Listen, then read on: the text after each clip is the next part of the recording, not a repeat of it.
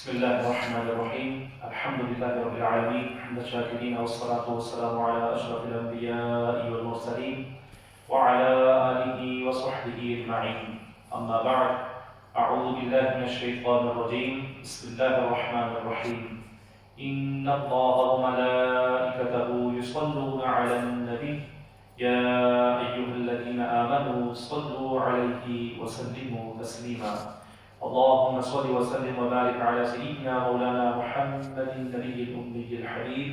العالي القدر العظيم الجاه وعلى آله وصحبه وبارك وسلم. الصلاة والسلام عليك يا سيدي يا رسول الله وعلى آلك وأصحابك يا سيدي يا حبيب الله. الصلاة والسلام عليك يا سيدي يا رسول الله وعلى آلك وأصحابك يا سيدي يا رحمة للعالمين. اللہ تبارک و تعالیٰ کا لاکھ لاکھ شکر ہے کہ جس کے فضل و کرم سے اور احسان عظیم سے ہم سب کو جمعۃ المبارک کی یہ مقدس ساعتیں نصیب ہو رہی ہیں، اور وہ بھی اس ماہ مقدس رمضان المبارک کے اندر۔ اللہ تبارک و تعالیٰ ہم سب کا اس کی پاک بارگاہ کرم میں حاضر ہونا اور دیگر عبادات، صلوات، دعوات و مناجات، صیام، قیام اور دیگر جملہ جو بھی اللہ کی دی ہوئی توفیق سے ہمیں اعمال صالحہ کرنے کی سعادت حاصل ہوتی ہے، ان تمام کوششوں کو اپنی پاک بارگاہ کرم میں شرف قبولیت عطا فرمائے۔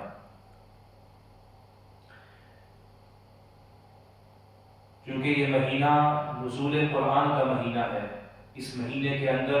اللہ تبارک و تعالیٰ نے اپنی آخری کتاب سماوی کتب میں سے اپنی وحی حضور نبی کریم صلی اللہ تعالیٰ علیہ وسلم کے قلب اطہر پر نازل فرمائی، اور یہ وہ کتاب مبین ہے، یہ وہ روشن کتاب ہے جس کی برکت سے نبی رحمت صلی اللہ تعالیٰ علیہ وسلم نے اس کتاب سے اس طرح سے تعلق وابستہ کیا کہ اس 23 سالہ زندگی کے اندر نزول قرآن اور اعلان نبوت کے بعد آپ کی وہ 23 ایئرز پر مشتمل زندگی، اس کے اندر آپ صلی اللہ تعالیٰ علیہ وسلم نے اسی قرآن کے نزول کی برکت سے وہ کردار ادا کیا انسانیت کے اندر کہ چشم فلک نے اس سے پہلے اس طرح اس لیول پر اور اس سطح پر سیاسی ہو، معاشی ہو، اقتصادی ہو اور دیگر جو امور زندگی سے متعلق، روزمرہ زندگی سے متعلق، سماجی زندگی سے متعلق اور دیگر مختلف پہلوؤں میں نبی کریم صلی اللہ تعالیٰ علیہ وسلم کی وہ زندگی کے اصول، قرآن پاک کے اصول کے مطابق آپ نے جس طرح ایک تجدید کی انسانیت کو اللہ تبارک و تعالیٰ کے ساتھ ان کا جو ٹوٹا ہوا رشتہ تھا اس کو جوڑا، یہ چشم فلک نے کبھی بھی نہیں دیکھا تھا، اور یہ ساری برکت تھی اسی نزول قرآن کی۔ اسی لیے اورینٹلسٹ میں سے بعض نے یہ کہا ہے کہ 5 چیزوں کا ذکر کیا ہے جو اس وقت جو ہے وہ رائج تھی۔ سب سے پہلے وہ کہتے ہیں پیگنزم، شرک، لوگ جو ہیں وہ بتوں کی اپنے ہاتھوں سے بنائے ہوئے بتوں کی پوجا کر رہے تھے، اس طرح انسانیت گری ہوئی تھی، اور اس پیگنزم سے، شرک سے نکال کر نبی رحمت صلی اللہ تعالیٰ علیہ وسلم نے ان کو نور کی، توحید کی جو عظمت ہے وہ عطا فرمائی، اللہ تبارک و تعالیٰ کی وحدانیت کی عظمت عطا فرمائی کہ وہ اللہ تبارک و تعالیٰ کے حضور حاضر ہو گئے، اس کی عبادت کرنے لگے۔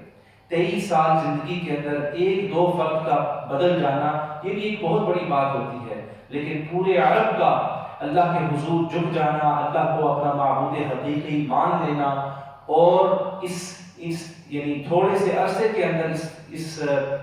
تبدیلی کا ہو جانا، یہ نزول قرآن کی برکتوں میں سے سب سے پہلی اور عظیم برکت ہے۔ اسی طرح اس وقت اختلافی مسائل تھے، جنگیں ہوتی تھیں قبائل کے درمیان میں، ٹرائبلزم پر مبنی ٹرائبل کوارلز ہوا کرتے تھے،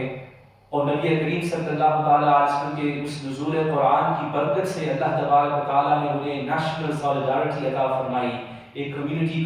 کوہیژن عطا فرمائی۔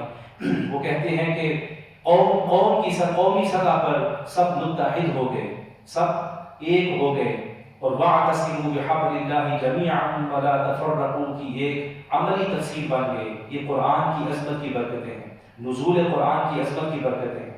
اسی طرح شراب نوشی رائج تھی، لوگ شراب پیتے تھے اور شراب پی کر ظاہر سی بات ہے دھند ہو کر بہت ساری ان پر کیفیات آنی ہوتی تھی، بہت ساری بدعمالیاں ہوتی تھیں۔ وہ نزول قرآن کی برکت تھی جب وہ قرآن پاک کی آیات نازل ہوئی جس میں قرآن کے اندر جو شراب نوشی کی حرمت بیان کی گئی، تو نبی رحمت صلی اللہ تعالیٰ علیہ وسلم کی ان تعلیمات اور قرآن کی ان تعلیمات کی روشنی میں کس طرح عرب نے مل کر اس سارے کے سارے شراب کو گلیوں کے اندر بہا دیا۔ اس اتنی زیادہ جو ہے تبدیلی ایک مختصر سے وقت کے اندر آنا، یہ قرآن کے نزول کی برکتیں ہیں۔ So from drunkenness they became people of piety, people of taqwa and people of sobriety. اسی طرح وہاں قانون کا عدل نہیں کیا جاتا تھا، انصاف نام کی کوئی چیز نہیں تھی، عدل بالکل مفقود ہو چکا تھا اس سوسائٹی سے۔ تو اس from the lawlessness and the anarchy, the chaos that was prevalent there، وہ کہتے ہیں کہ ایک disciplined living کی طرف نبی کریم صلی اللہ علیہ وسلم نے نہ صرف ان کو دعوت دی بلکہ اس میدان میں آپ کو فتح مبین حاصل ہوئی، آپ کامیاب ہو گئے کہ ایک نظم و ضبط والی زندگی۔ پہلے دیکھیں بالکل وحشی جانوروں کی طرح زمانہ جاہلیت کے اندر زندگی بسر کر رہے تھے، نہ اصول تھے، نہ ضوابط تھے، نہ قواعد تھے، نہ قوانین تھے، اور جو کچھ چاند تھے ان کا بھی ادب نہیں کیا جاتا تھا، ان کا لحاظ نہیں کیا جاتا تھا۔ لیکن اب دیکھو نزول قرآن کی برکت ہے کہ 23 سال کے اندر نبی رحمت صلی اللہ علیہ وسلم نے مدینہ منورہ میں ایک ایسی ریاست قائم کر دی کہ جس کے ایک ایسا رشد و ہدایت کا منبع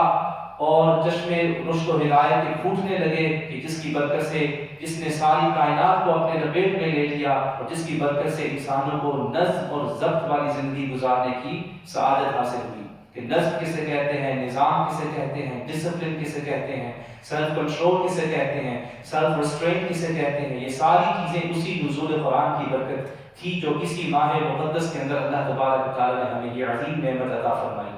اور پانچویں چیز وہ فرماتے ہیں کہ there was utter bankruptcy، کہ اس زمانہ جاہلیت کے اندر لوگ بالکل دھوکے میں تھے، بالکل خسارے میں تھے، نقصان میں تھے، گھاٹے میں تھے۔ ان کو یہ نہیں پتا تھا کہ کون سی چیزیں ان کے لیے فائدہ مند ہیں، کون سی چیز ان کے لیے باعث نقصان ہے، باعث خسارہ ہے۔ تو اس 23 سال کی زندگی کے اندر نزول قرآن اور اعلان نبوت کے بعد یہ مقدس آپ صلی اللہ علیہ وسلم کی زندگی سے they were taken to the highest standards of moral excellence،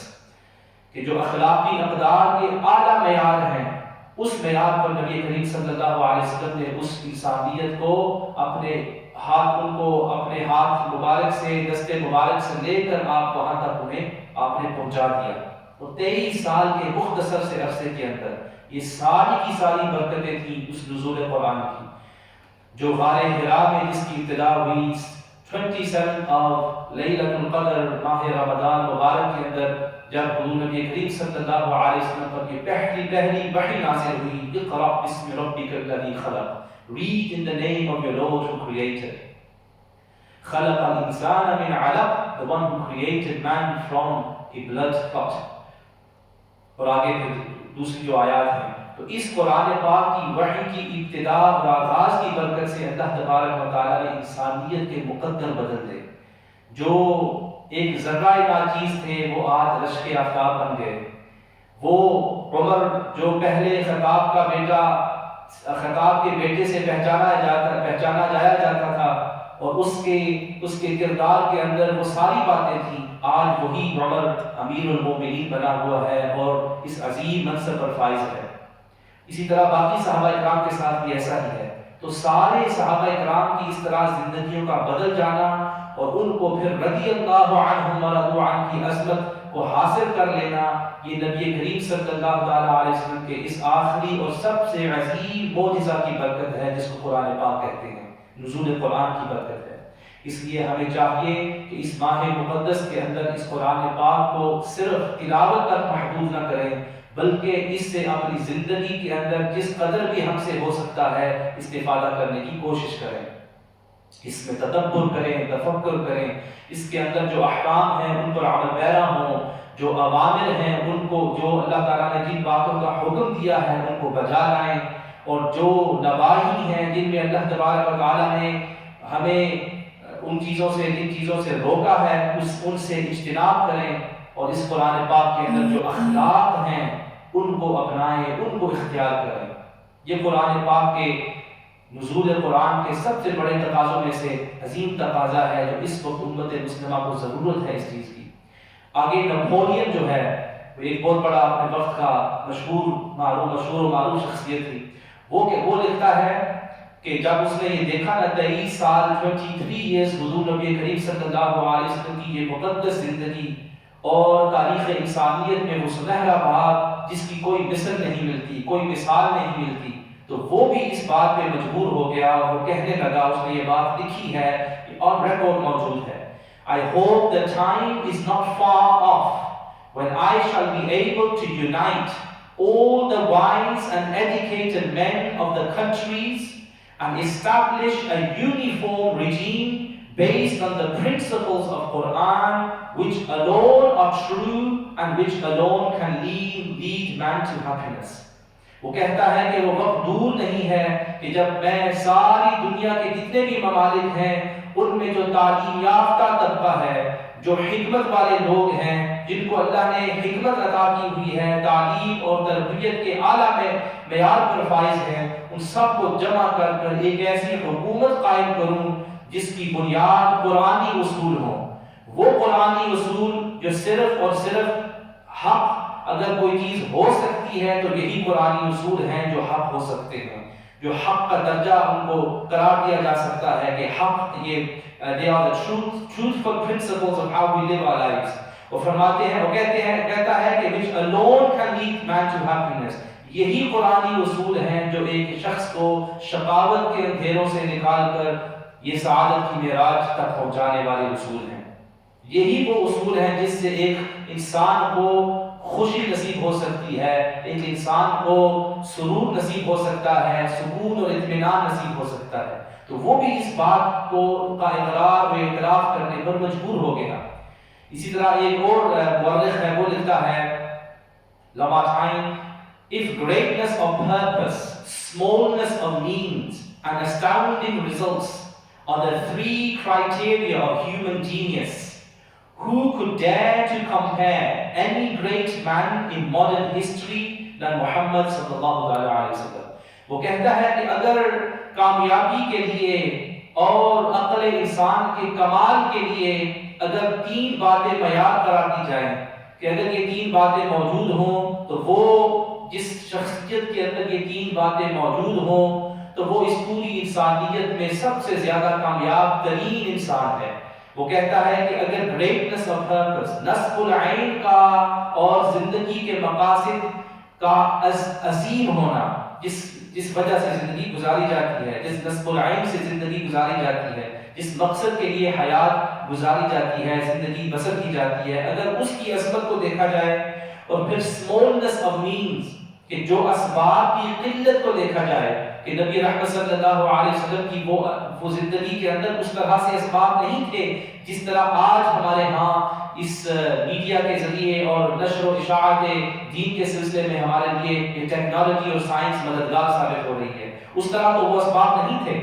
اسی لیے آپ دیکھتے ہیں جنگ بدر کے اندر ایک طرف 313، دوسری طرف 1000 کے لگ بھگ جو ہیں لوگ ہیں، اور ان کے پاس کون سے ہتھیار تھے، ان کے پاس کون سے تھے، تو قلت اسباب جو تھی وہ مسلمانوں کے ہاں قلت تھی اسباب میں۔ تو وہ کہتے ہیں کہ قلت اسباب اور نصب العین کا عظیم ہونا اور اس کے باوجود پھر اسٹاؤنڈنگ ریزلٹس، ایسے نتائج کا مرتب ہونا جو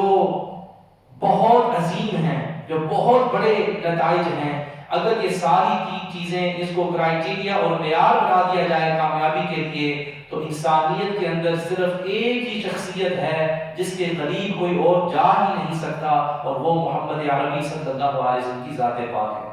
یہ سارے کا سارا فیض ہے اسی قرآن پاک کا جس کا نزول اسی ماہ مقدس رمضان المبارک کے اندر ہوا۔ تو نبی رحمت صلی اللہ تعالیٰ علیہ وسلم کی یہ عظیم تراث ہے، آپ کی یہ زندگی کا ایک لیگیسی ہے آپ کی، جس کو ہم نے آگے بڑھانا ہے۔ اس سلسلے کو قیامت تک جاری رکھنے کے لیے اب اللہ نے ہمیں موقع دیا ہے، اس موقع کو ضائع نہیں کرنا، بلکہ ہم نے یہ سوچنا ہے کس طرح نبی رحمت صلی اللہ علیہ وسلم کی اس برکت والی اور تقدس والی اور عظمت والی تراث کو، آپ کی اس انہیریٹنس کو، آپ کی اس لیگیسی کو کس طرح سے ہم اس کو حاصل کر سکتے ہیں، اس کو اور اس کو پھر آگے بڑھا سکتے ہیں۔ سیدہ عائشہ، سیدہ ام المؤمنین سیدہ عائشہ صدیقہ رضی اللہ تعالی عنہا و سلام اللہ علیہا، آپ فرماتی ہیں حضرت قتادہ نے آپ سے ایک مرتبہ سوال کیا، اے ام المؤمنین مجھے بتائیں حضور کے اخلاق کیسے تھے، اللہ کے رسول کے اخلاق کیسے تھے، ان کا کیریکٹر کیسا تھا، وہ کس طرح سے پیش آتے تھے دوسروں کے سامنے۔ تو نبی رحمت صلی اللہ علیہ وسلم کی زوجہ محترمہ جنہوں نے حضور کو بہت قریب سے دیکھا، اور جس طرح ایک اہلیہ کسی شخص کو اپنے خاوند کو دیکھ سکتی ہے اور جان سکتی ہے، اس طرح تو کوئی بھی نہیں جان سکتا، تو سارے آپ کے راز اور آپ کے اسرار کی جو حامل تھی ان کو، یعنی ان کا she was the carrier of the secrets of رسول اللہ صلی اللہ علیہ وسلم، تو وہ کہنے لگی کہ تم نے قرآن نہیں پڑھا، کہ قرآن کے اندر جو کچھ بھی ہے وہ سارے کا سارا خلوق محمدی ہے، وہ سارے کا سارا نبی رحمت صلی اللہ علیہ وسلم کے عالی اخلاق کریمانہ ہیں، اخلاق رفیعہ ہیں، اخلاق جمیلہ ہیں، کہ جو کچھ بھی قرآن کے اندر موجود ہوگا، اگر بالفرض اللہ تبارک و تعالیٰ نے کوئی احکام نازل کیے ہیں، ان احکام کو بجا لانے میں سب سے زیادہ ان احکام کو بجا لانے والے سید الاولین والآخرین جناب محمد مصطفیٰ صلی اللہ علیہ وسلم ذات پاک ہوگی۔ اگر کہیں عوامر کا ذکر ہے کہ ان چیزوں کو کرنا ہے، سب سے زیادہ ان عوامر پر عمل پیرا ہونے والی شخصیت آمینہ کے لال عبداللہ کے نور نظر حضور نبی کریم صلی اللہ علیہ وسلم کی ذات پاک ہے۔ اسی طرح نواہی کا ذکر ہے، ان چیزوں سے بچ کر رہو، سب سے زیادہ ان نواہی سے اجتناب کرنے والا اور سب سے زیادہ احسان، اتقان، اخلاص، للہیت کے ساتھ ان سے اجتناب کرنے والا اور اجتناب کی اس انداز سے کرنے والا کہ دوسروں کے لیے وہ اسوہ حسنہ ہو جائے، وہ نبی کریم صلی اللہ علیہ وسلم کی ذات عالیہ ہے۔ اسی طرح قرآن پاک کے اندر جن اخلاق کا ذکر ہے، ان اخلاق کو اختیار کرنے والا، اپنانے والا حضور نبی کریم صلی اللہ علیہ وسلم سے بڑھ کر کوئی بھی نہیں ہے۔ اس لیے آپ کا سارے کا سارا جو اخلاق ہے وہ اسی کتاب پر مشتمل ہے، وہ سارے کا سارا، گویا جب ہم قرآن پاک کی تلاوت کر رہے ہوتے ہیں، حقیقت میں ہم خلوق محمدیہ کا مطالعہ کر رہے ہوتے ہیں، نبی رحمت صلی اللہ علیہ وسلم کی شمائل رفیعہ اور آپ کے خصائل عظیمہ کا مطالعہ کر رہے ہوتے ہیں۔ قرآن کی اول پہلی آیت سے لے کر آخر تک یہ ساری کی ساری نعت ہے میرے مصطفیٰ کریم صلی اللہ علیہ وسلم کی۔ اور یہ کہاں سے ہم نے بات اخذ کی؟ یہ حضرت سیدہ عائشہ صدیقہ رضی اللہ تعالیٰ عنہ کی اس مبارک قول جو صحیح حدیث پاک ہے کہ آپ کا سارے کا سارا اخلاق جو تھا وہ قرآن تھا۔ اس میں ایک اور بات بھی سمجھ میں آتی ہے، جس طرح قرآن پاک کی ایک آیت بلکہ سب سے جو چھوٹی آیت ہے وہ اپنے وجود میں، وہ اپنے ہونے میں وہ ایک معجزہ ہے، اور وہ اپنے ہونے میں بے مثل ہے، اس کی کوئی مثال نہیں کوئی دنیا کے اندر۔ ساری کائنات مل کر اس ایک آیت کی مثال لانا چاہیں تو وہ ساری کی ساری کائنات عاجز ہے۔ اور یہ سورہ بقرہ سے ہم اس بات کا استنباط کرتے ہیں کہ یہ دعویٰ قرآن کا قیامت تک موجود ہے کہ اس آیت کی ایک سورت یا پھر ایک چند آیتوں میں سے ایک آیت بھی اس کی مثل لے آؤ، ساری انسانیت مل کر کوشش کرے تو اس کے فصاحت اور بلاغت کے سامنے وہ بالکل سر تسلیم کو خم کیے ہوئے ہے۔ اس کی قرآن کی ٹکر آیت کی ٹکر اس کی جو اس جیسی آیت جو ہے وہ کبھی بھی نہیں لائی جا سکتی۔ تو جس طرح یہ کتاب معجز ہے اور ساری کائنات کو عاجز کر دیا ہے، اس کی مثال سامنے لانے کے لیے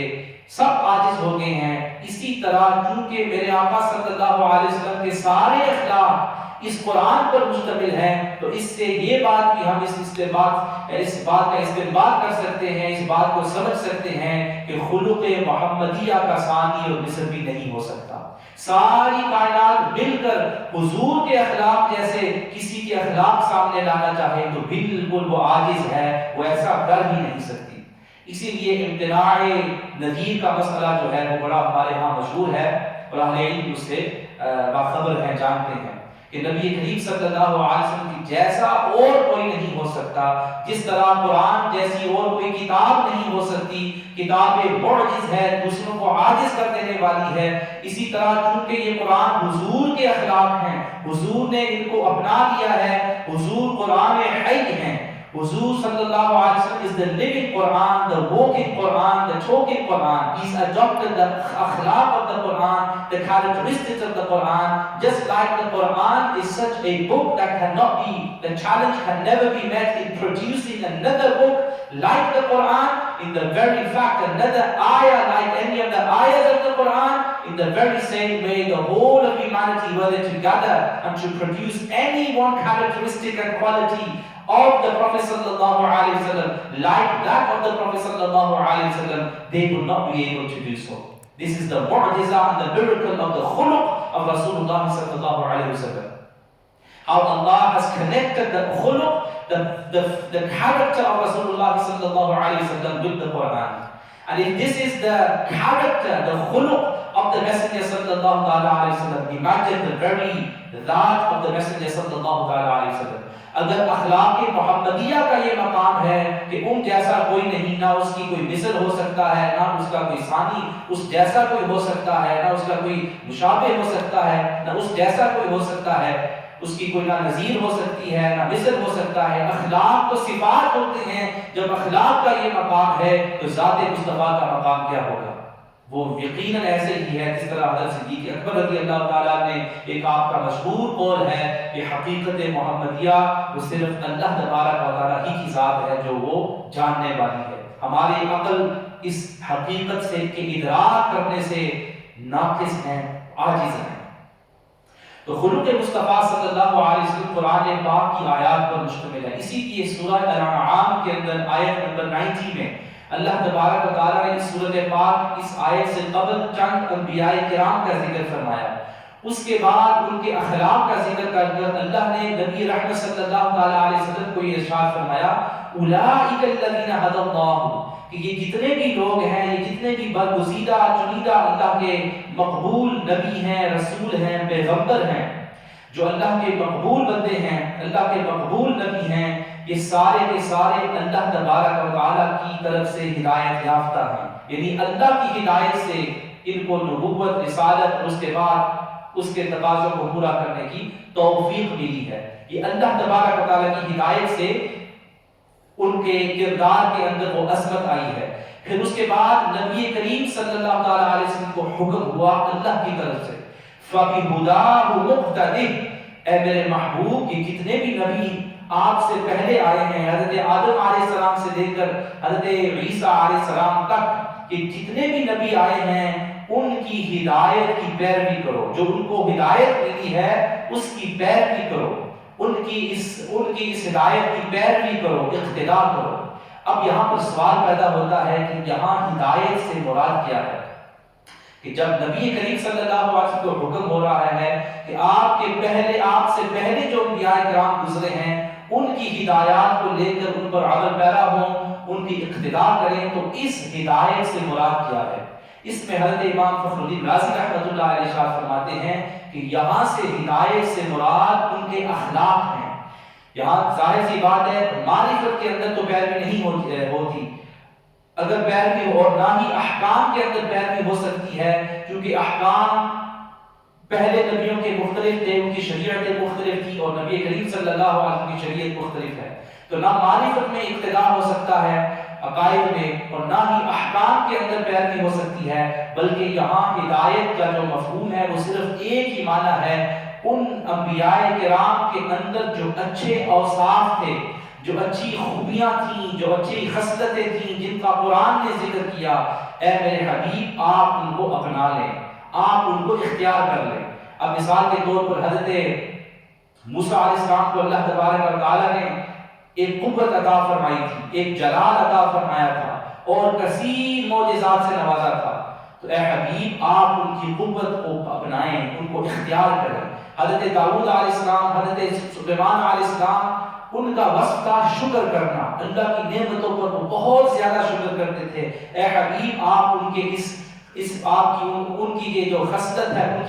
کی اقتدا کریں، ان کی پیروی کریں۔ اسی طرح حضرت یحییٰ علیہ السلام، حضرت زکریا علیہ السلام، حضرت الیاس علیہ السلام، حضرت عیسیٰ علیہ السلام، جتنے بھی یہ 4 نبی تھے اور بھی وہ زہد پر اپنی زندگی بسر کرتے تھے، زہد کے حوالے سے مشہور تھے، ان کی زہد کی اقتدا کی جائے۔ حضرت ابراہیم علیہ السلام سخاوت اور جود کا ایک عظیم دریا تھے، بحر بے کران تھے، ان کے جود اور سخاوت کی اقتدا کی جائے۔ حضرت اسماعیل علیہ السلام صدق کا پیکر تھے، سچائی کا پیکر تھے، وفا کا پیکر تھے، ان کی سچائی اور وفا کی اقتدا کی جائے۔ حضرت ایوب علیہ السلام صبر کا ایک عظیم پہاڑ تھے، بلکہ صبر ان پہ ناز کرتا ہے حضرت ایوب علیہ السلام پر، تو صبر آپ حضرت ایوب علیہ السلام کی صبر کی اقتدا کریں۔ اسی طرح باقی جتنے بھی انبیاء کرام ہیں، حضرت یوسف علیہ السلام، آپ نے شکر اور صبر دونوں کو ملا دیا، آپ دونوں کے جامع تھے۔ حضرت نوح علیہ السلام کی جب ایک لقمہ کھاتے تو اس پہ اللہ کا شکر ادا کرتے۔ تو ان انبیاء کرام کا شکر ہو، صبر ہو، استقامت ہو، صدق ہو، وفا ہو، جود و سخاوت ہو، زہد ہو، جتنے بھی عظیم اخلاق کریمانہ ہیں، عظیم خصلتیں اور آپ کے شمائل ہیں، اے حبیب آپ اپنی ذات کے اندر ان کو جمع کر دیں۔ حضور کو یہ حکم ہوا، اور امام راضی رحمۃ اللہ علیہ فرماتے ہیں کہ جب حضور کو یہ حکم ہوا، یہ محال ہے، ممتنع ہے، ہو ہی نہیں سکتا کہ حضور نے اس حکم کی نافرمانی کی ہو یا اس حکم پر عمل پیرا نہ ہوئے ہوں۔ تو گویا اپنی 23 سالہ زندگی کے اندر نبی رحمت صلی اللہ علیہ وسلم نے حضرت آدم علیہ السلام سے لے کر حضرت عیسیٰ علیہ السلام تک جتنے بھی انبیاء کرام اور جتنے بھی مرسلین آئے تھے، ان سارے انبیاء کرام کے جو عظیم اوصاف تھے، خلق تھے، جو متفرق تھے، کسی میں ایک خوبی، کسی میں ایک خوبی، کسی میں 2، کسی میں چند خوبیاں، ان ساری کی ساری 1,24,000 کم و بیش انبیاء کرام کی ساری خوبیوں کو، سارے اخلاق کو، سارے شمائل کو، خصائل کو میرے آقا نے اپنی ذات کے اندر جمع کر دیا۔ اور وہ اس قرآن پاک کی اقتدا اور اتباع کرتے ہوئے، اس قرآن پاک کی اس آیت کی اس پر عمل پیرا ہوتے ہوئے، تو نبی رحمت صلی اللہ علیہ وسلم کی ذات کے اندر سارے انبیاء کرام کے وہ اخلاق جو تھے، وہ اخلاق کریمانہ وہ جمع ہو گئے۔ اسی لیے یہ قرآن پاک جس طرح پہلے انبیاء کرام کے قلب پر نازل ہونے والی جتنی بھی کتب سماویہ تھی، ان سب کا یہ جامع ہے۔ ان کے اندر جو علوم تھے، ان کے اندر جو حکمتیں تھیں، وہ ساری اس قرآن کے اندر موجود ہیں، اور یہ منبع علم و حکمت ہے، منبع رشد و ہدایت ہے، منبع حسن اخلاق ہے، اور ہر خیر کا منبع ہے۔ اسی طرح میرے آقا صلی اللہ علیہ وسلم کا رشتہ کیونکہ قرآن کے ساتھ ایسا ہے کہ آپ کے سارے اخلاق قرآن ہی قرآن ہے، لہٰذا آپ کی ذات کے اندر بھی اول سے لے کر آخر تک آپ سے باقبل جتنے بھی انبیاء کرام گزرے ہیں، ان سب کے اخلاق کا، سب کے شمائل و خصائل رفیعہ و جمیلہ کا میرے آقا صلی اللہ علیہ وسلم کے اخلاق مجموعہ ہیں، جامع ہیں۔ اور جس طرح قرآن ایک کتاب معجز ہے، حضور کے اخلاق بھی اخلاق معجزانہ ہیں، وہ بھی معجز حیثیت رکھتے ہیں کہ ان کے سامنے کوئی بھی کھڑا نہیں ہو سکتا، ان کی مثل کوئی بھی نہیں لا سکتا۔ تو یہ نبی رحمت صلی اللہ علیہ وسلم کا قرآن کے ساتھ تعلق ہے، اور یہ نزول قرآن کی برکت ہے کہ نبی رحمت صلی اللہ علیہ وسلم کے اخلاق کو یہ کمال نصیب ہوا۔ نہ صرف یہی، نہ صرف حضور نبی کریم صلی اللہ علیہ وسلم نے ان تمام اخلاق کو لے کر اپنی ذات کے اندر جمع کر دیا، بلکہ موطا امام مالک کے اندر خود آپ کا فرمان اور ارشاد موجود ہے، بعثت لأتمم مکارم الاخلاق، کہ مجھے ان اخلاق کے عالیہ اور کریمہ اور رفیعہ عظیم جو اخلاقی اقدار ہیں، ان کو درجہ کمال تک پہنچانے کے لیے اللہ نے دنیا کے اندر بھیجا ہے۔ تو جب آپ نے حضرت ابراہیم علیہ السلام کی سخاوت کو لیا اور اختیار کیا تو اس کو درجہ کمال تک پہنچا دیا۔ جب آپ نے حضرت داؤد علیہ السلام اور حضرت سلیمان علیہ السلام کے شکر کو لیا اور اختیار کیا تو اس شکر کو درجہ کمال تک پہنچا دیا۔ جب آپ نے حضرت اسماعیل علیہ السلام کی صدق اور وفا کو لیا اور درجہ کمال تک پہنچا دیا، اسی طرح حضرت یوسف علیہ السلام کے صبر و شکر کو لیا، حضرت ہود علیہ السلام کی استقامت کو لیا، حضرت نوح علیہ السلام کی استقامت کو لیا، ان تمام خوبیوں کو درجہ کمال تک پہنچا دیا، حضرت عیسیٰ علیہ السلام کی زہد کو لیا، اس کو بھی درجہ کمال تک پہنچا دیا۔ تو جتنے بھی حضور نبی کریم صلی اللہ علیہ وسلم کے اخلاق تھے، نہ صرف انبیاء کرام کے وہ عظیم اخلاق ان کے اندر جمع تھے آپ کی شخصیت اور آپ کی مبارک ہستی کے اندر، بلکہ آپ پر ایک ایک خلق درجہ کمال تک پہنچاتا، یہاں تک شکر بھی ناز کرتا تھا محمد عربی صلی اللہ علیہ وسلم پر، زہد بھی ناز کرتا تھا محمد عربی صلی اللہ علیہ وسلم پر، استقامت بھی ناز کرتی تھی نبی رحمت صلی اللہ علیہ وسلم کے اس درجہ کمال تک پہنچانے پر۔ اسی طرح باقی جو آپ کے اخلاق کریمانہ ہیں، یہ میرے آقا صلی اللہ علیہ وسلم کی وہ عظمت والا مقام ہے، اور اسی لیے اسی مہینے کے اندر حدیث صحیح کے اندر فرمایا گیا آپ اجود الناس سے تھے، تمام لوگوں سے سب سے زیادہ جود و سخاوت کے دریا بہانے والے تھے، لیکن جو ہی رمضان آتا، چونکہ نزول قرآن کا مہینہ ہے، اس میں حضرت جبریل علیہ السلام سے جب قرآن کا دور ہوتا تو اس دور کی برکت سے آپ کی جود و سخاوت اور زیادہ بڑھ جاتی تھی، آپ کا وہ جود و سخاوت اور درجہ کمال تک پہنچ جاتا تھا۔ تو نبی رحمت صلی اللہ علیہ وسلم کی عظیم کمالات ہیں جو قرآن پاک کا مجموعہ ہے اور قرآن پاک پر مشتمل ہے۔ اس لیے ہمیں بھی چاہیے کہ جس طرح ہمارے آقا صلی اللہ علیہ وسلم نے اس قرآن کے ساتھ وہ رشتہ قائم کیا کہ اس کو زندگی کے اندر اس طرح سے اپنایا کہ ان کے اندر جو ایک ایک خوبی تھی اس کو درجہ کمال تک پہنچایا، ہم بھی کوشش کریں۔ دعوے تو ہم کرتے ہیں حضور سے محبت کرنے کے، اور یقیناً ہمارے دل کے اندر انشاءاللہ حضور کی محبت موجود ہے، لیکن اس محبت کے دعوے کو ثابت کرنے کے لیے اور سچا ثابت کرنے کے لیے آج ہم نے یاد کرنا ہوگا نزول قرآن کے مہینے میں، ماہ رمضان المقدس کے عظمت والے مہینے میں، کہ زندگی کی جتنی بھی ساعتیں باقی ہیں ہم نے وفا کرنی ہے کرنے والے آقا صلی اللہ علیہ وسلم کے ان اخلاق سے، ہم نے وفا کرنی ہے حضور کی اس سیرت سے، حضور کی اس صورت پاک سے جو قرآن پاک پر مشتمل تھی،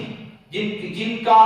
تعلق براہ راست اس پاک کتاب کے ساتھ تھا، جس کا نزول اسی ماہ مقدس رمضان مبارک کے اندر ہوا۔ پھر ہم اس دعوے کے اندر سچے ہیں اور اپنی عبدیت اور عبودیت میں اللہ تعالیٰ ہمیں سچا بنائے گا، اور اللہ کے حضور کی دعائیں مانگا کرے اس ماہ مقدس کے اندر کہ اللہ تبارک و تعالیٰ یہ جتنی بھی باتیں ہیں یہ صرف لفاظی باتیں نہ ہوں، یہ ہماری حقیقت بن جائے، ہماری سیرت کا ایک انداز زندگی بن جائے کہ ہم دوسروں کے ساتھ انہی اخلاق کے ساتھ معاملات کریں جس کا قرآن نے جس کی تعلیم دی، اور اس کی عملی جو تفسیر تھی جو قرآن حی کے اندر ایک زندہ قرآن اور زندہ کتاب کے اندر موجود تھی، جو آج بھی زندہ ہے، وہ نبی کریم صلی اللہ علیہ وسلم کی ذات پاک ہے۔ جس طرح قرآن قیامت تک انسانوں کے لیے رشد و ہدایت کا منبع ہے، اسی طرح میرے آقا صلی اللہ علیہ وسلم کے اخلاق اور آپ کی ذات بھی قیامت تک اسی طرح حی ہے، اسی طرح زندہ ہے، کہ آپ نے قرآن اور ایک رسالت ہے اور ایک رسول ہے۔ جب رسالت قیامت تک موجود ہے آپ صلی اللہ علیہ وسلم کی، یعنی قرآن جو میسج ہے وہ قرآن قیامت تک موجود ہے، اور قیامت کے بعد بھی جو ہے وہ امت محمدیہ کے لیے نفع بخش ہوگا۔ اسی طرح میرے آقا صلی اللہ علیہ وسلم کے اخلاق کریمانہ اور آپ کی ذات عالیہ اور آپ کی فیوض و برکات یہ بھی قیامت تک بلکہ صبح قیامت کے بعد بھی اہل جنت کو جنتیوں میں، حتیٰ کہ دوزخیوں کو بھی دوزخ سے نکالنے کا سبب بنے گی اور ان کے لیے فائدہ مند ہوگی۔ اور وہ اخلاق کمالیہ کا، وہ اخلاق عالیہ کا کمال روز محشر کو دیکھنے کو پھر ہمیں دیکھنا نصیب ہوگا۔ اللہ ہمیں دیکھنا نصیب کرے جب حضور کے وہ اخلاق اور عظیم آپ کی وہ شمائل اور آپ کے خصائل اس درجہ کمال تک پہنچیں گے کہ جب جام کوثر ہوگا حضور کے مبارک ہاتھ ہوں گے اور امتیوں کو وہ پیاس بجھا رہے ہوں گے۔ یہ اخلاق نہیں ہے تو اور کیا ہے؟ قیامت کے دن بھی وہ سلسلہ اخلاق جو ہے حضور کا جاری اور ساری رہے گا۔ وہ میزان پر جب اعمال لائے جائیں گے تو ان اعمال کے ترازو کے وقت حضور نبی کریم صلی اللہ علیہ وسلم جب تشریف لائیں گے، آپ کی جلوہ گری ہوگی جس کی برکت سے اللہ تبارک و تعالیٰ اس حساب سے اپنی مخلوق میں سے بہت زیادہ کو نجات عطا فرمائے گا۔ یہ اخلاق کریمانہ نہیں تو کیا ہے؟ پورے صراط سے جب گزر ہوگا اس وقت بھی جب لڑکھائیں گے اور ہر کوئی گرنے والا ہوگا اور خوف کا عالم ہوگا، اس وقت محمد عربی صلی اللہ علیہ وسلم کا سایہ عاطفت اپنی امت پر قائم ہوگا، ان کے سروں پر قائم ہوگا، اور حضور نبی کریم صلی اللہ علیہ وسلم کے ان عالی اخلاق کو قیامت کے دن بھی دیکھنا نصیب ہوگا۔ اللہ ہم سب کو ان لوگوں میں بنائے جو ان اخلاق محمدیہ کا روز محشر بھی بھرپور انداز سے نہ صرف مشاہدہ کریں بلکہ مکمل طور پر ان سے مستفید ہوں۔ اور اسی طرح نبی رحمت صلی اللہ تعالیٰ علیہ وسلم کو جب مقام محمود پر فائز کیا جائے گا، لوائے حمد آپ کے ان کے نیچے تمام مخلوق کو جمع ہوگا، یہ ساری کی ساری عظمت اسی نزول قرآن کی بھی عظمت ہے، اور جس قلب اطہر پر وہ نزول قرآن ہوا اس قلب مصطفیٰ کی بھی عظمت ہے، اس ذات پاک کی بھی عظمت ہے جو قیامت کے دن ہم سب دیکھیں گے۔ یہ برکتیں ہیں نزول قرآن کی جو اسی ماہ مقدس کے اندر نازل ہوا۔ ہم سب کو اس حقیقت کو سمجھنے کی ضرورت ہے۔ اب دیکھیں مزید قرآن پاک کو جب ہم کھولتے ہیں تو اللہ تبارک و تعالیٰ عبادت کا ذکر کرتا ہے۔ یا ایھا الناس، اے لوگو اپنے رب کی عبادت کرو، اپنے رب سے ڈرو جس نے الذی خلقکم الذین من قبلکم لعلکم تتقون، جس نے یا ایھا الناس اعبدوا ربکم الذی خلقکم الذین من قبلکم لعلکم تتقون۔ سورۃ بقرہ کے آغاز ہی میں اللہ نے ارشاد فرمایا، اے لوگو اپنے رب کی عبادت کرو جس نے تمہیں پیدا کیا اور تم میں سے پہلوں کو پیدا کیا تاکہ تم تقوی والے بن جاؤ۔ سورہ حجر کے آخر میں اللہ نے فرمایا وَاعْبُدِ اللَّهَ حَتَّى يَأْتِيَكَ الْيَقِينُ، اللہ کی عبادت کرو یہاں تک کہ تم یقین تک پہنچ جاؤ۔ دوسرا اس کا معنی یہ ہے کہ اللہ کی عبادت کرو یہاں تک کہ تمہیں موت آ جائے۔ تو ان آیات کو سامنے رکھو، ایاک نعبد و ایاک نستعین کو سامنے رکھو۔ جس آیت میں اللہ تبارک و تعالیٰ نے عبادت کا حکم فرمایا، اس عبادت والی اس آیت کے حکم پر سب سے زیادہ عمل پیرا ہونے والے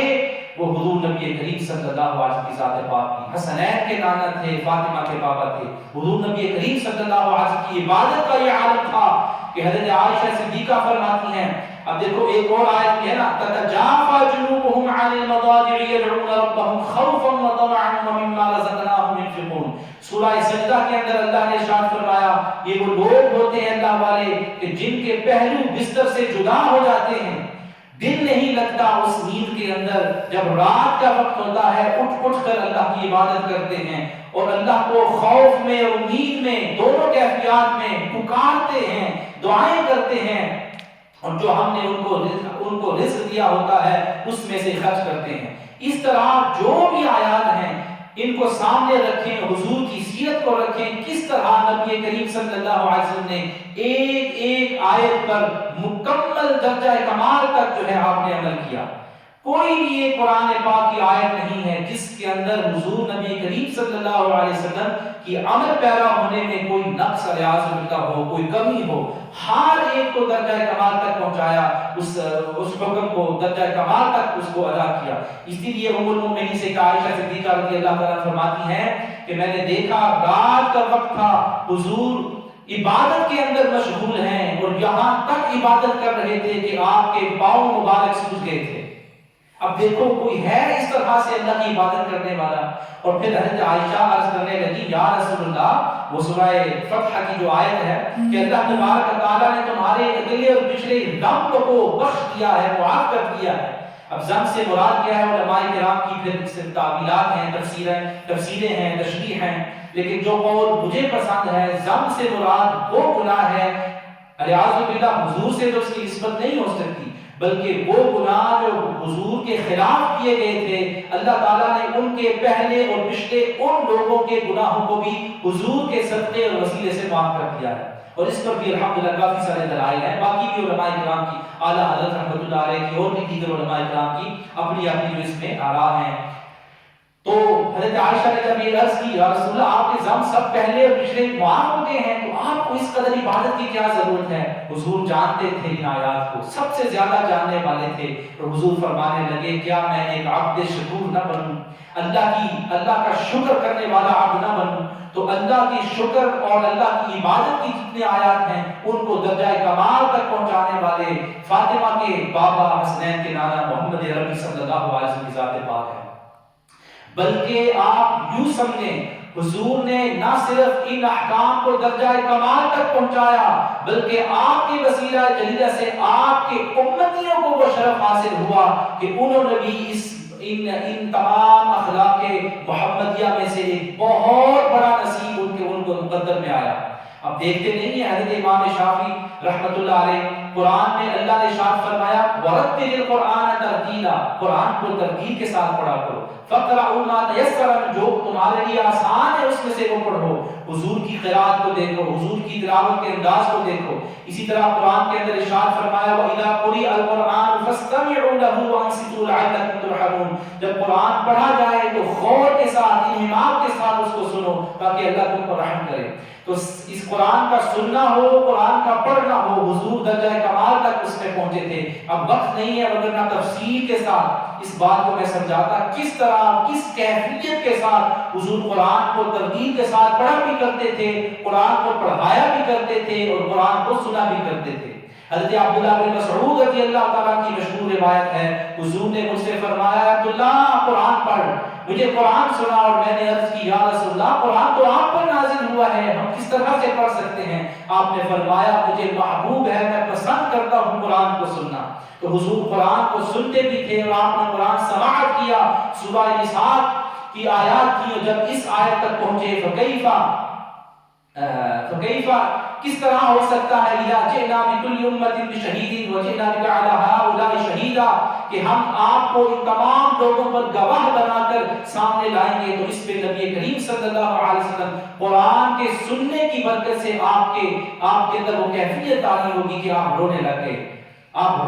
اس پہ حضرت عبداللہ بن مسعود نے قرآن کی تلاوت کو ختم کر دیا۔ یعنی قرآن کو سننے کا بھی انداز آپ کے اندر ایک عظیم نمونہ ہے امت کے لیے۔ اب یہ تو آپ کی بات ہے نا، یہ تو آپ کے اخلاق ہیں، آپ کے غلاموں کے اخلاق جو آپ کے نالین پاک کے تصدق کو ان کو ملے ہیں، ان کا بھی کوئی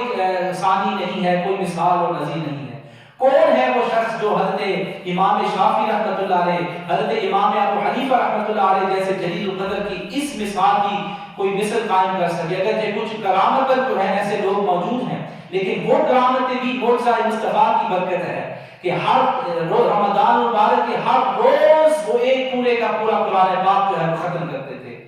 ایک صبح کو ایک شام کو، اور اس طرح یہ سلسلہ پورے رمضان کے اندر جو ہے وہ جاری و ساری رہتا۔ کون ہے جو حضرت شیخ عبد القادر جیلانی جو حضور کے ادنا غلام تھے، اپنے آپ کو ادنا غلام ہی کہیں گے،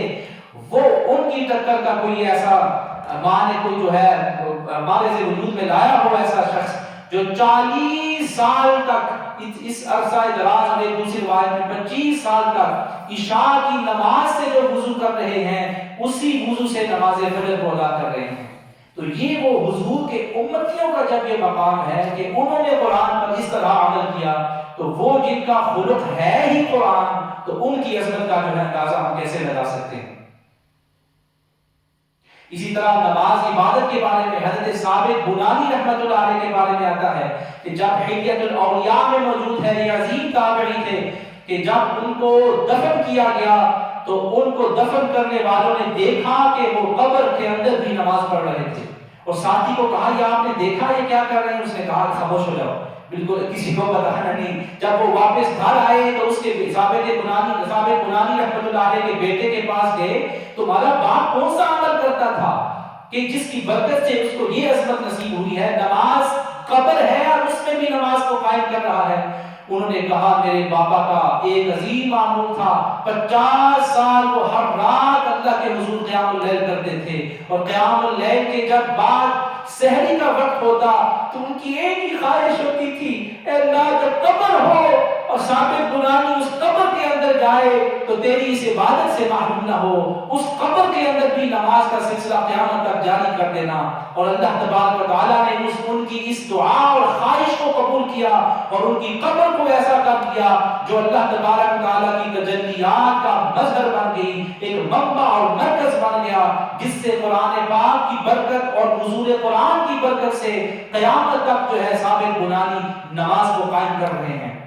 حضور کے غلاموں کا یہ عالم ہے تو خود حضور نبی کریم صلی اللہ علیہ وسلم کے اخلاق اور قرآن کے ساتھ جو نسبت ہے، حضور قرآن سے جو آپ کو یہ مقام آپ کا جو ہے وہ اس کو ہم کیسے سمجھ سکتے ہیں. اسی طرح مزید اللہ نے جو فرمایا وَاصْبِرْ عَلَىٰ مَا يَقُولُونَ، صبر کرو یہ باتیں لوگ کہہ رہے ہیں، وَاهْجُرْهُمْ هَجْرًا جَمِيلًا، اور بڑے احسن انداز میں خوش اسلوبی کے ساتھ آپ کا رد عمل ہو. صلہ رحمی کے یہ باب کے اندر دیکھیں جو بھی آیتیں ہیں، توکل ہے، زہد ہے، تزکیہ نفس ہے، یہ جتنی بھی آیتیں ہیں، سورہ ہود کی وہ آیت ہے استقم کما امرتا، استقامت ہے میرے محبوب، استقامت کو اختیار کرو جس طرح تمہیں استقامت کا حکم دیا گیا ہے. حضور فرماتے تھے سورہ ہود نے مجھے بوڑھا کر دیا ہے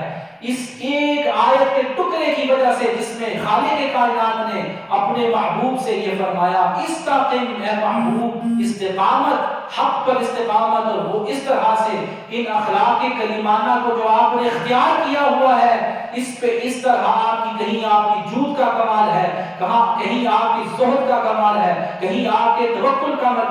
کمال ہے، کہیں آپ کے شکر اور صبر کا کمال ہے. یہ سارے کمالات کو آپ نے استقامت کے ساتھ جاری رکھنا ہے، جس طرح اور وہ بھی جس طرح تمہیں آپ کو حکم دیا گیا ہے. اس ایک آیت کے حصے نے مجھے بوڑھا کر دیا ہے، میرے بالوں کے اندر سفیدی آ گئی ہے. اور جب آپ پر قرآن پاک کی یہ آیت نازل ہوئی تو آپ اندازہ لگائیں حضور نے کیا اعوذ باللہ یہ تصور کیا جا سکتا ہے کہ اس آیت پر آپ نے اس آیت کی نافرمانی کی ہو، اللہ کی نافرمانی کی ہو، اس پر عمل نہ کیا ہو، بلکہ قطعاً یہ بات ممکن نہیں ہے. ایسا ہی ہوا کہ حضور نے اس آیت کو درجہ کمال تک پہنچایا اور جو ساری زندگی 23 سالوں پر مشتمل آپ کی نزول قرآن کے بعد کی جو زندگی ہے، جب آپ نے اخلاق کو کمال تک پہنچایا اور آپ دنیا کے جانے کے بعد بھی انہی اخلاق کریمانہ کے حامل ہیں، قیامت تک یہ عظیم استقامت کا سلسلہ اور قیامت کے بعد بھی اہل جنت کو مستفید کرنے کا یہ عظیم جو ایک طریقہ ہے، سلسلہ ہے، وہ جاری اور ساتھ رہے گا.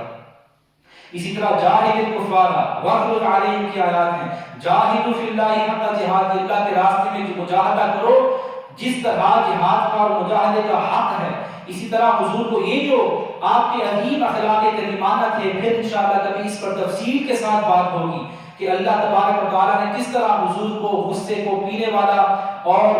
دوسروں کو معاف کرنے والا اور وَخْفِضْ جَنَاحَكَ لِمَنِ اتَّبَعَكَ مِنَ الْمُؤْمِنِينَ سورہ شعراء کے اندر ارشاد فرمایا اے محبوب جو اہل ایمان میں سے آپ کی پیروی کرتے ہیں، آپ کے پیچھے پیچھے چلتے ہیں، اپنے رحمت والے بازو کو ان کے لیے جھکا دو. کس طرح حضور نے اپنے غلاموں کے ساتھ تواضع کیا اور اس کی ایک مثال یہ ہے کہ جب آپ نے ہم جیسے گناہگاروں کا ذکر کیا تو ہمیں بھی اپنے بھائی اپنا بھائی کہہ کر جو ہے آپ نے یاد فرمایا. یہ آپ کی عظیم اسی وقف جناحک لمن اتبعک من المؤمنین کی ایک عظیم آپ کی شفقت ہے ہم پر، ہم گناہگاروں پر، اور یقیناً یہ قیامت تک یہ سلسلہ محبت جو ہے آپ کا جاری و ساری رہے گا. ادفع باللتی ہی احسن، کہ جو لوگ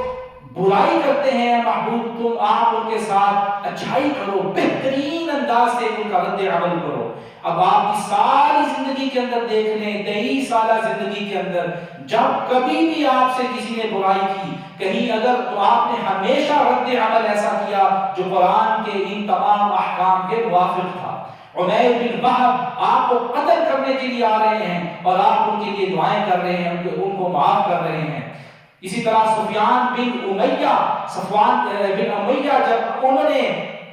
حکم دیا ہے اس قتل کے لیے تو وہ بھی جب امان کے لیے اس کو امامہ شریف بھیجا جاتا ہے اس کو بھی حضور معاف فرما دیتے ہیں. معتب بن قشیر جیسا آدمی جو ہے حضور کے بارے میں ایسے جملے کہے جو گستاخی رسول ہے جس سے ایک انسان دنیا سے اس کے سارے اعمال برباد ہو جاتے ہیں، اور یقیناً یہ تھا ہی ایک منافق، تو اس کو بھی حضور نبی کریم صلی اللہ تعالیٰ اس پر صبر کرتے ہیں اس پر یعنی اور یہ جملہ کہتے ہیں کہ اللہ تعالیٰ میرے بھائی موسیٰ پر رحم فرمائے، انہوں نے اپنی قوم کی اذیتوں پر بہت زیادہ صبر کیا تھا۔ تو نبی کریم صلی اللہ علیہ وسلم کے پاس حباب بن اسود جیسا آدمی آتا ہے، وہ شخص جس نے حضرت زینب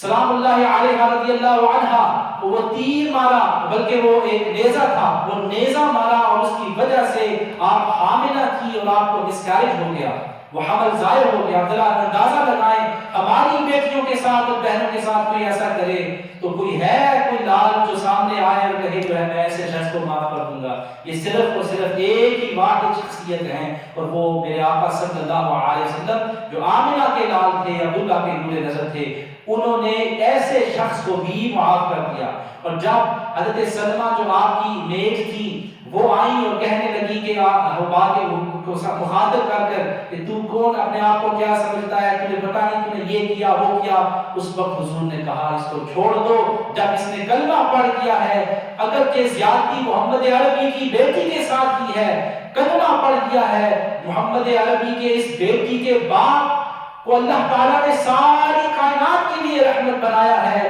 میں آج اپنی رحمت کا ایک اور جوہر سامنے لا رہا ہوں، اس حباب کو بھی میں نے معاف کر دیا ہے۔ تو یہ آپ کی رحمت تھی، آپ کی رافت تھی، آپ کا ایک طریقے زندگی تھا۔ آج واللہ العظیم ہم بہت دور ہو چکے ہیں اخلاق کریمانہ سے۔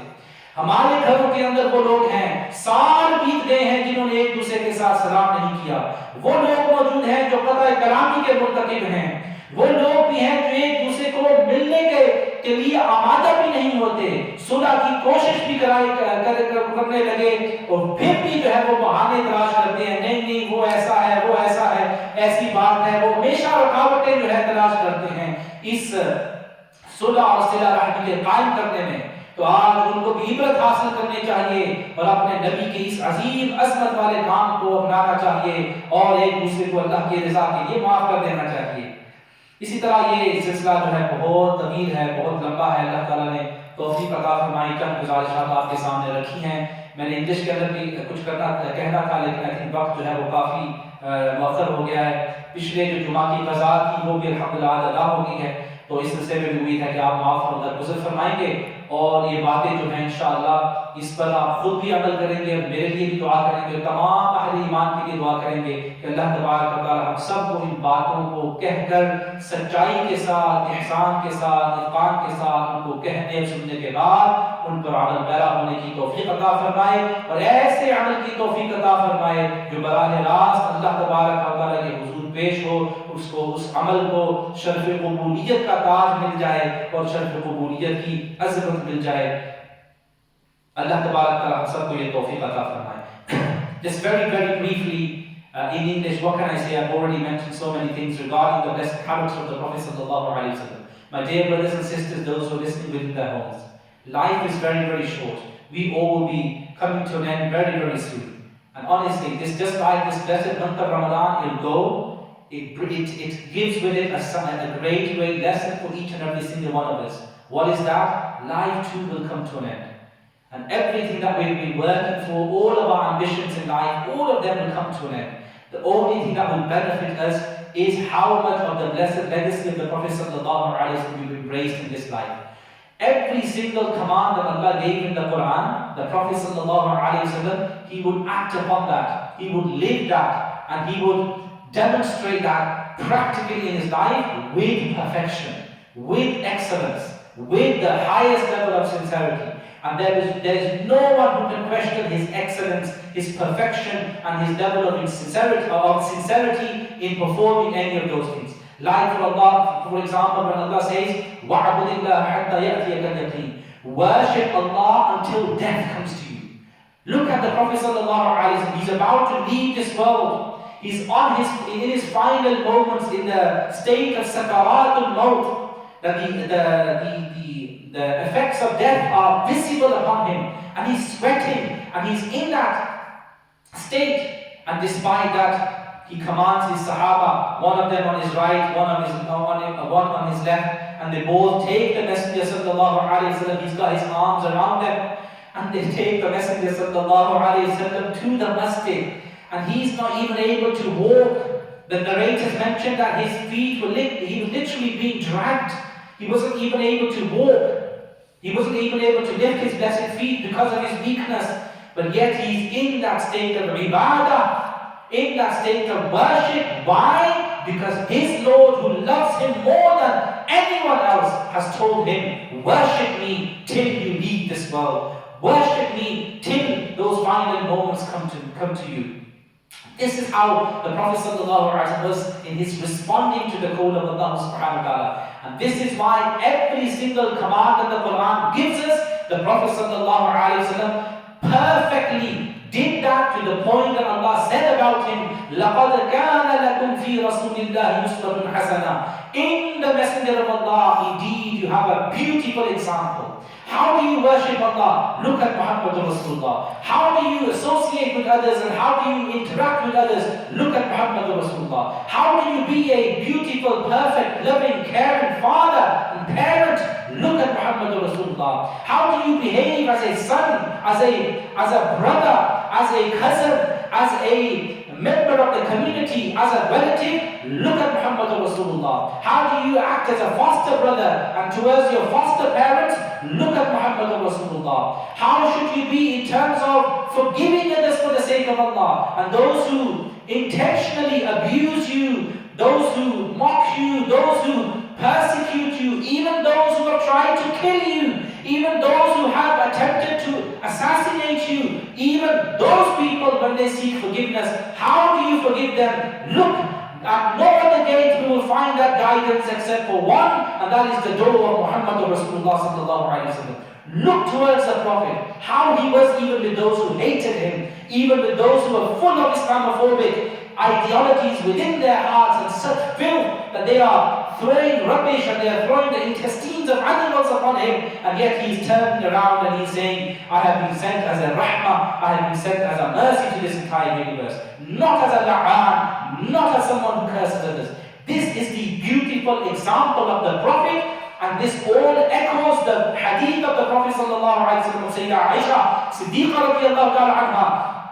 When she's asked by Qatada, he says, Oh al-Mu'mineen, mother of the believers, tell us how was the character of the Prophet sallallahu alaihi wasallam. And she says, have you not read the Quran? Have you not recited the Quran? For the Quran, all of it in its entirety was the khuluq, was the character of the Prophet sallallahu alaihi wasallam. Everything that Allah said in the Quran as far as good characteristics are concerned, the Prophet sallallahu alaihi wasallam, he lived those characteristics and those qualities in his blessed life. When Allah subhanahu wa ta'ala in Surah Al-An'am, when Allah subhanahu wa ta'ala he tells the Prophet sallallahu alaihi wasallam, he reminds him of all of the prophets who came prior to him. And in ayah number 90, he says specifically to the Prophet, أُولَٰئِكَ الَّذِينَ هَدَاهُمُ اللَّهُ أُولَٰئِكَ الَّذِينَ Hadallah. These are the people that all of the Allah subhanahu wa ta'ala has guided all of these prophets. فَبِهُدَاهُ مُقْتَدِهِ. And then he commands the Prophet sallallahu alaihi wasallam, O Prophet, take the guidance of these prophets who came before you and follow them, pursue them in this guidance. What does this mean? Imam Fakhruddin Razi rahimahullah ta'ala, he says, the word guidance can have one of three meanings. Out of two are incorrect here and the one is correct. One of those is pursue the ma'rifah, pursue the gnosis that Allah has given to all of these prophets, i.e. their connection with Allah subhanahu wa ta'ala. This can't be meant here. This can't be the right meaning here. The other meaning is all of the ahkam, all of the commands that were revealed to the prior prophets, you follow them. Obviously our prophet has a completely separate sharia, so the word that meaning is not applicable here. The only meaning that is left is follow what? Follow the characteristics and the beautiful traits of all of those prophets. So for example, Sayyidina Ibrahim al-Islam is known for his generosity. Take that generosity and adopt it, follow it, pursue it. Sayyidina Yusuf al-Islam is known for his sabr and his shukr, for his patience and gratitude. Take those qualities. Sayyidina Isa al-Islam, Sayyidina Ilyas, Sayyidina Zakaria and Sayyidina Yahya are known for their zuhud and their abstinence from the world. Take that beautiful quality and take that trait and adopt it. In the same way, Sayyidina Ismail al-Islam is known for his sidq, for his truthfulness. Take that quality and become truthful and loyal to Allah subhanahu wa ta'ala. And likewise, all of the other prophets, Sayyidina Nuh al-Islam is known for his istiqamah, for his steadfastness, his perseverance, Take that beautiful quality. Sayyidina Musa alayhi salam is known for his jalal, his majesty, and many, many miracles that Allah gave him, and his great strength in dealing with all of the Bani Israel and the children of Israel. And what the way they would insult and the way they would inconvenience the Prophet Musa alayhi salam, he was tested in a great time of test, and he was patient. So that patience and that istiqamah and all of those good traits within Sayyidina Musa alayhi salam, you take them. So the Prophet sallallahu alayhi wasallam, from the Prophet Adam alayhi salam to the Prophet Isa alayhi salam, all of those qualities he took them, and not only did he take them and adopt them, he did something greater. And what is that? That is mentioned in the Muwatta of Imam Malik rahimahullah ta'ala, in which the Prophet sallallahu alayhi wa sallam said, بُعِثْتُ لِأُتَمِّمَ مَكَارِمَ الْأَخْلَاقِ. I was sent to do what? With this one aim and objective that Allah gave me, and that is to perfect good character. To perfect good characteristics, and that is what he did. He took the generosity of Ibrahim alayhi salam and he perfected it. He took the zuhud of some of the other prophets and he perfected that. He took the shukr of another prophet and he perfected it, so on and so forth. All of those characteristics that were separate, that were within all of the prophets, a couple here, a couple there, one here, one there, all of those were gathered within the very being of Muhammad Rasulullah sallallahu alayhi wa sallam. And not only gathered but perfected by the Prophet sallallahu alayhi wa sallam. This was the blessings of the Nuzulul Quran, the revelation of the Quran that occurred on the 27th of Ramadan, in this blessed month of Ramadan. And this is why it's such a beautiful month. Everyone listening to this, let us all revive our oath with the Prophet sallallahu alayhi wa sallam, renew our spirit of serving him by today making tawbah and making a firm promise that whatever moments of our lives remain in this world, we will spend them in studying the book of Allah, in teaching the book of Allah, in understanding the book of Allah, in honoring the book of Allah, in serving the book of Allah, in memorizing the book of Allah, in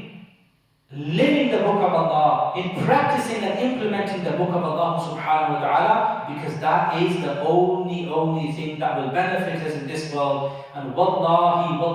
by God, anything shorter of that is not worth living for. It doesn't matter how much wealth you got, it doesn't matter how many of your worldly ambitions have been fulfilled or haven't been fulfilled. In the end, it will make no difference to anyone whatsoever.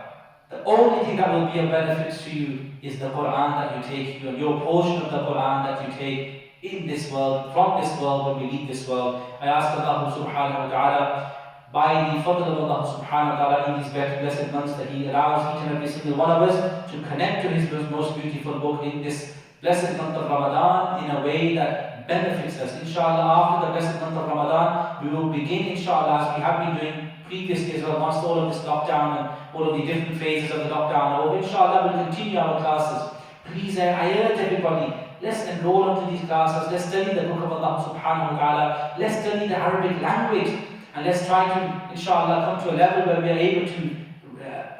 recite the Quran and listen to the Quran in a way that we are able to connect to it. And that is all very, very much possible. Every single one of you has the ability to do that. The only thing that you need is the desire and the commitment to do that. And that you should seek from Allah subhanahu wa ta'ala in this blessed month of Ramadan. May Allah subhanahu wa ta'ala bless each and every single one of us and forgive us. In the end, as Allama Iqbal says, Ki wafa Muhammad se tune, to hum tere hain, ye jahan cheez hai kya, loho qalam tere hain. If you are loyal to the Prophet sallallahu alayhi wa sallam, then everything, the the tablet and the pen, all of them are yours, and Allah subhanahu wa ta'ala, His rida is yours, and Allah subhanahu wa ta'ala will fulfill all of your good aspirations.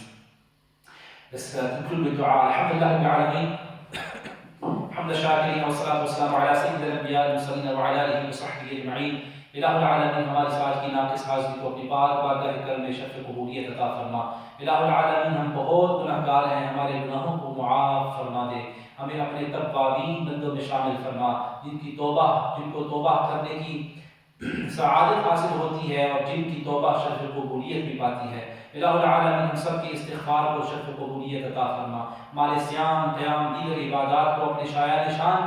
اپنی شان کریمی کے واسطے سے اللہ سب کو شرف قبولیت عطا فرما۔ الہ العالمین کوئی عمل صالح ایسا نہ ہو جو ہم سے ضائع ہو جائے، جس کی حفاظت نہ ہو، یا جس میں ریاکاری کی وجہ سے یا کسی اور وجہ سے وہ ہم سے ضائع ہو جائے، اس کے اجر سے ہم محروم ہو جائیں۔ جو بھی عمل صالح کرتے ہیں اللہ ان کو اخلاص الہیت کے ساتھ اور ہمیشہ اپنی رحمت سے امید رکھتے ہوئے، اپنی پاک بارگاہ سے اس کا ثواب کی امید رکھتے ہوئے کرنے کی ہمیں توفیق عطا فرما۔ جتنے بھی اہل ایمان دنیا سے انتقال فرما چکے ہیں سب کی بے حساب مغفرت فرما دے۔ بالخصوص ہمارے والدین میں سے جو دنیا سے انتقال فرما چکے ہیں، اس مسجد کے ساتھ جو تعلق رکھتے تھے، اس مسجد کے نمازی اور خدمت کرنے والے معاونین جو دنیا سے انتقال فرما چکے ہیں، سب کو جنت میں اعلیٰ مقام عطا فرما، سب کی قبروں کو روضۃ من ریاض الجنہ ثابت فرما۔ اللہ ہم نے بھی ایک دن تیری بارگاہ میں حاضر ہونا ہے، ہماری یہی دعا ہوتی ہے اللہ اس دن کے لیے ہمیں بھرپور انداز سے تیاری کرنے کی توفیق عطا فرما۔ اللہ ہماری تیاری ہمارے لیے کافی نہیں ہوگی نجات کے لیے، ہم صرف اس لیے دعا کرتے ہیں کہ شاید اس تیاری کی برکت سے اللہ تو ہم سے راضی ہو جائے اور تیری اس رضا سے اور تیری وہ رحمت ہمارے متوجہ ہو جائے اور اس رحمت سے ہم تیری جنت کے اندر داخل ہو جائیں۔ اے اللہ اس دن اپنی رحمت سے ہمیں محروم نہ فرمانا، اپنی رحمت کو دنیا و آخرت میں کمال کے ساتھ ہم سب کے متوجہ فرما۔ اے اللہ ہماری قیامت تک آنے والی نسلوں کو راہ راست پر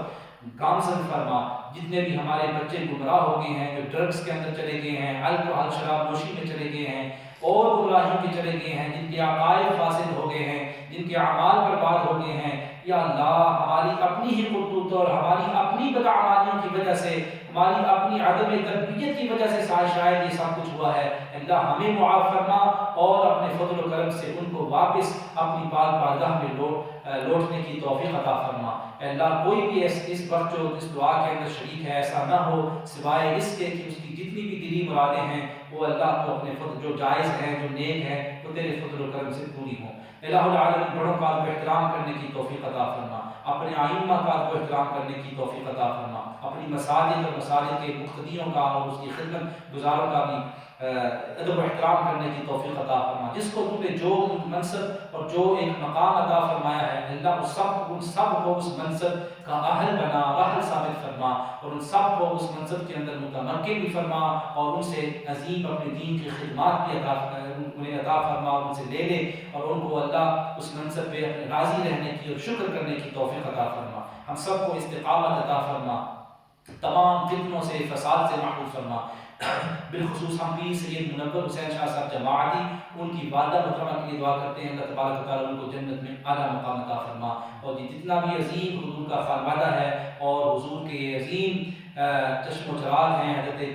جماعت علی شاہ صاحب کے جتنے بھی ان کے ساتھ جو وابستگان ہیں، ان کے گھر والے ہیں جو دنیا سے انتقال فرما چکے ہیں، اللہ سب کو جنت میں اعلیٰ مقام عطا فرما۔ جتنے بھی بزرگ، جتنے بھی مشائخ اعظام جو دنیا سے انتقال فرما چکے ہیں، ان کے جتنے بھی چاہنے والے، محبت کرنے والے، اللہ سب کو جنت میں اعلیٰ مقام عطا فرما، سب کو ان کی محبت کا، ان کی ارادت اور اعتقاد کا انہیں قیامت کے دن اجر اور ثواب اور جزا عطا فرما۔ الہ العالمین تمام امت مسلمہ کی خیر فرما، جتنے بھی بیمار ہیں سب کو شفائے کاملہ عاجلہ صحت و تندرستی عطا فرما، سب کو عافیت والی زندگی نصیب فرما۔ الہ العالمین ہم سب کو شر شیطان، شر نفس، شر دنیا ما فیہا سے محفوظ اور معمول فرما۔ الہ العالمین جو مانگنے کی کوشش کی وہ بھی عطا فرما، جو نہ مانگ سکے ہمارے حق میں بہتر ہے اپنے خزانہ غیب سے وہ بھی عطا فرما۔ لا الہ الا انت سبحانک انی کنت من الظالمین۔ Oh Allah, we beg of you in these blessed moments that you forgive us. Oh Allah, you forgive all of our sins, you guide us, you protect us from all harm, you accept all of our good du'as, you increase us in all goodness, you accept the good deeds that the Ummah is doing on their behalf, the fasting and the recitation of the Quran, the Taraweeh prayer, all of the other good deeds, and you protect them from going to waste. Oh Allah, all of our congregations and our communities, give them the respect of their leaders and their imams, and all of our imams, give them that understanding where they are able to lead with excellence, and oh Allah, forgive each and every single one of us for our shortcomings. Oh Allah, all of those who are teaching, all of those who are studying the deen, especially of anything that benefits humanity, oh Allah, accept their services. Oh Allah, we ask you, all of those who are